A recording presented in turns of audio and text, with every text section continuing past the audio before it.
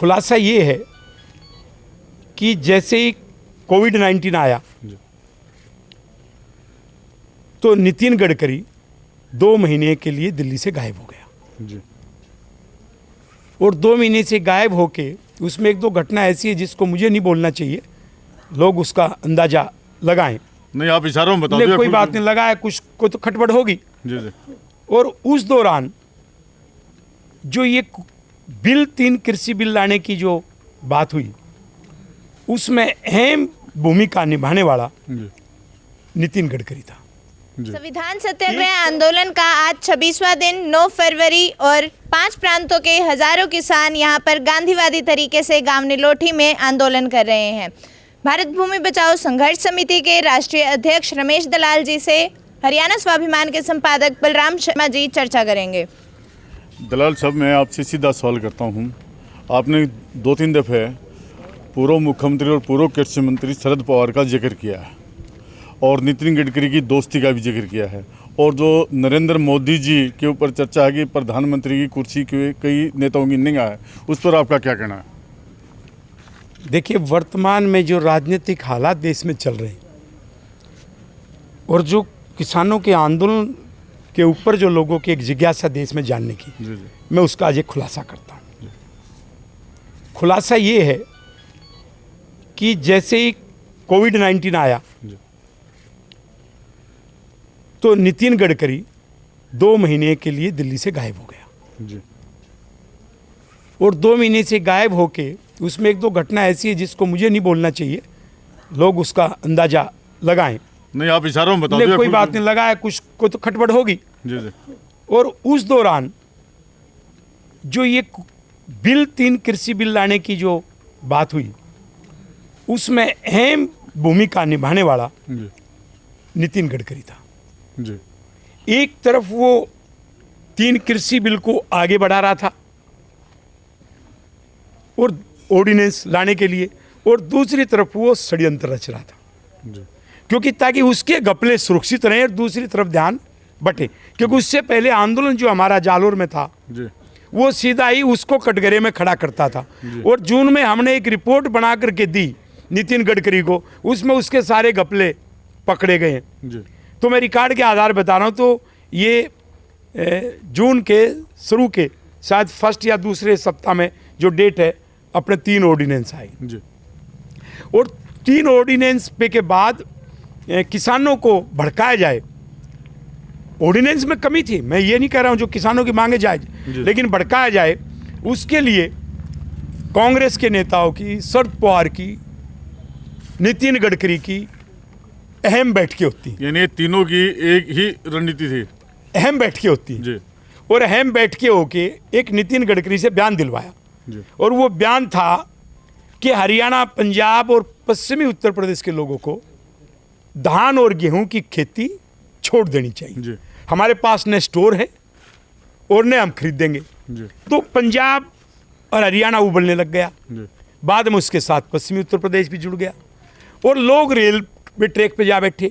तो कहीं ना कहीं अमरिंदर का भी हाथ था। जी। तो रेलवे ट्रैक पे जाके बैठे और वहां से वो आंदोलन बड़ा बनता और एक शकल पकड़ गया कि काले कानून।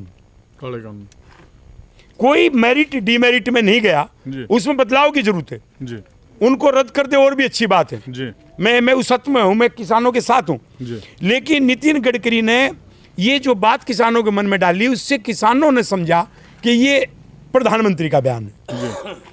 और वो साजिश ये थी कि 100 के करीब जो सांसद है भाजपा में, उनको रोका जाए जी और किसी प्रकार से गडकरी को प्रधानमंत्री बनाया जाए, जी या सरकार गिरे तो शरद पवार वरिष्ठ नेता होके वो प्रधानमंत्री बने, यानी भारतीय जनता पार्टी के संगठन उसको या तो समर्थन भारतीय दे। जनता पार्टी में उसमें हो सकता है आरएसएस जरूर शामिल होगी। जी। आरएसएस भी मुझे लगता है शामिल होगी। नरेंद्र मोदी को हटाने में आरएसएस बिल्कुल, एक नरेंद्र मोदी को नहीं, एक प्रजातंत्र को तोड़ने की बात को समझना। जी जी तो क्या हुआ कि उस मामले में मैं आपको 3-4 सबूत देता हूं। जी क्या ये नितिन गडकरी का बयान आग लगाने के लिए काफी नहीं था जो तुरंत अध्यादेश के बाद आया? जी और प्रधानमंत्री ने भी वही गलतियां की। प्रधानमंत्री ने ये गलतियां की कि उसकी इंटेलिजेंस कहाँ है, एनएसए कहाँ है, अजीत डोभाल जो इन चीज़ों पर नज़र नहीं रखी कि कहाँ से ये मामला भड़काया जा रहा है, और उसके बाद में किसानों से चर्चा करके बिल पास करने चाहिए थी, वो पास नहीं होने चाहिए थे। और ये गलती खुद प्रधानमंत्री ने की। तो इसका इंटेलिजेंस जो है वो मजबूत नहीं था। तो उसके मैं प्रमाण देता हूँ।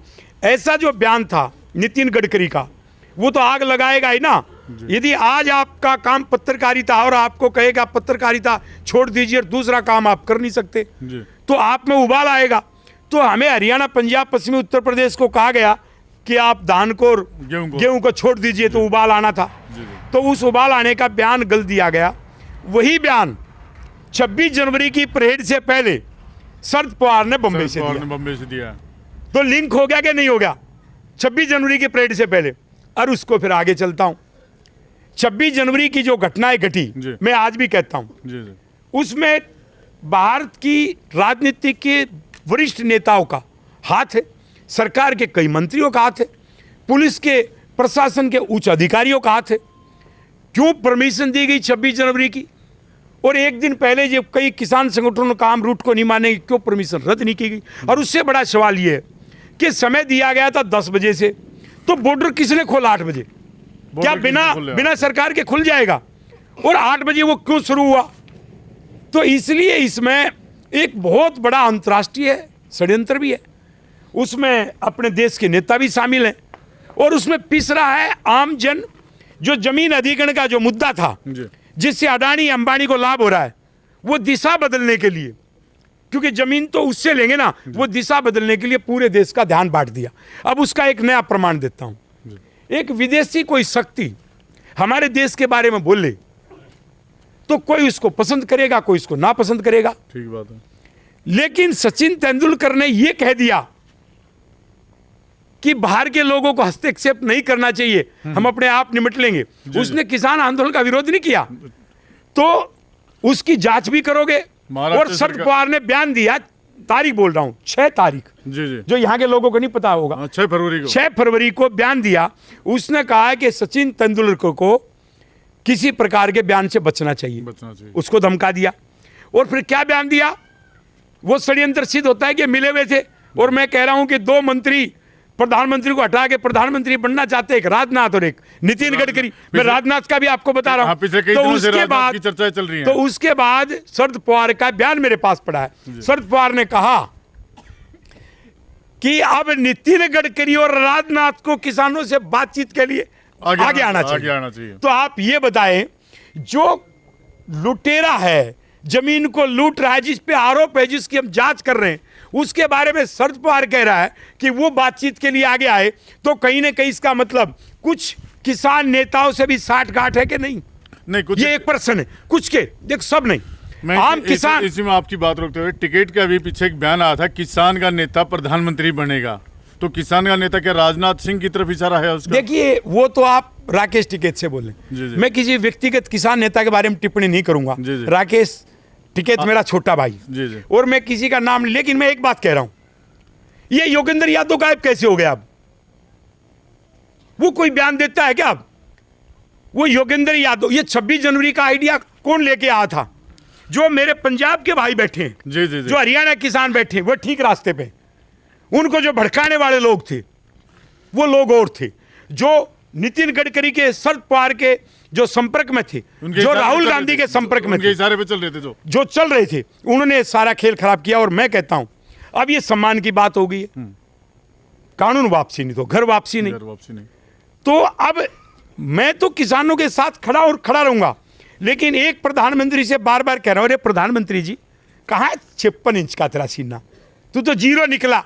एक तेरा मंत्री षड्यंत्र रचे, रक्षा मंत्री रचे, और उस पर तो FIR दर्ज नहीं करवाए, उसको बर्खास्त भी नहीं करे नितिन गडकरी पे। हम मांग कर रहे हैं, इस जमीन अधिग्रहण के मामले पे जांच आयोग बैठाए, और जो हिंसा हुई 26 जनवरी की, उस पर भी जांच आयोग बैठाए। देश को पता लग जाएगा कि कितना बड़ा षड्यंत्र था। प्रधानमंत्री नरेंद्र मोदी जी ने कल बयान दिया है लोकसभा में, और उन्होंने कहा कि कुछ जो आंदोलनकारी हैं, उनका मकसद ही केवल आंदोलन करने का रहता है, जबकि हम किसानों से बातचीत करने के लिए तैयार हैं। उससे क्या किसानों की बातचीत के रास्ते खुलेंगे क्या? नहीं, देखिए, बातचीत का रास्ता तो खुलना चाहिए, लेकिन प्रधानमंत्री जी की मैं इस बात से सहमत नहीं हूं। जी। आंदोलनजीवी, जी, आंदोलनजीवी। ये हाँ। देश में वोट के राज से पहले भी आंदोलन हुए जी। और देश का जन्म आंदोलन से हुआ। जी। तो प्रधानमंत्री जी को ये तो अपने शब्द वापस लेना चाहिए। प्रधानमंत्री जी इसका मतलब डरे हुआ है।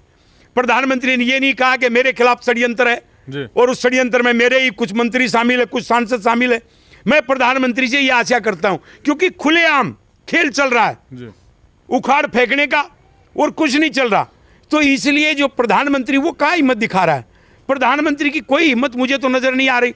यदि प्रधानमंत्री में हिम्मत है, वो 2 आयोग बैठा दे और 2 महीने में रिपोर्ट की कह दे और पूरे देश को पता लग जाएगा क्या हो रहा है, और किसान जीतेंगे।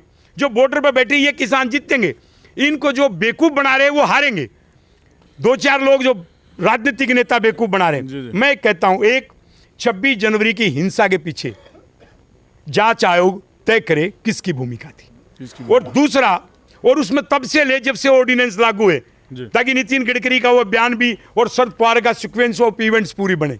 और दूसरा, जो जमीन अधिग्रहण का घोटाला है, 5 राज्यों में कम मुआवजा मिला, जिसमें कांग्रेस की भी 2 जगह सरकार है, पंजाब और राजस्थान, और दिल्ली में भारतीय जनता पार्टी, ना हरियाणा में भारतीय जनता पार्टी कट्टर सरकार, जी। और दिल्ली में केजरीवाल। तो इस जमीन अधिग्रहण के मामले में जो त्रुटियां हैं जो हमने उठा रखी जी। हैं, प्रधानमंत्री को भेज रखा है एक जांच आयोग, उस पर बता दे। ये जांच आयोग बैठते ही दोनों पूरे देश में ऐसे चेहरे सामने आएंगे जो किसानों को लूट रहे हैं, व्यापारियों को फायदा पहुंचा रहे हैं, उनसे पैसे ले रहे हैं, और किसानों का और प्रधानमंत्री का झगड़ा करवा दिया। अच्छा, कुल मिला के इस पूरे आंदोलन में प्रधानमंत्री जी बोने साबित हो रहे हैं या कमजोर साबित हो रहे हैं, ये कह दिया जाए? अब बोना भी कहो या कमजोर भी कहो, और भी कोई शब्द है तो वो भी कहो। वो 56 इंच का सीना कहा है, मैं उस दिन से पूछ रहा हूं। वो तो रह गया ना, अब 26 इंच का 30 इंच तो खा गया गडकरी। दोस्तों, ये हैं अपने रमेश दलाल जी, जो प्रधानमंत्री के बार बार पूछ रहे हैं कि प्रधानमंत्री जी का 56 इंच का सीना कहाँ है। आज 26 इंच का सीना भी नहीं रहा, और 2 जांच आयोग बैठाने की बात करें जिसमें अनेक नेताओं की और अनेक अधिकारियों का भ्रष्टाचार उजागर हो जाएगा, और जो सलाखों के पीछे होंगे। धन्यवाद रमेश दलाल जी।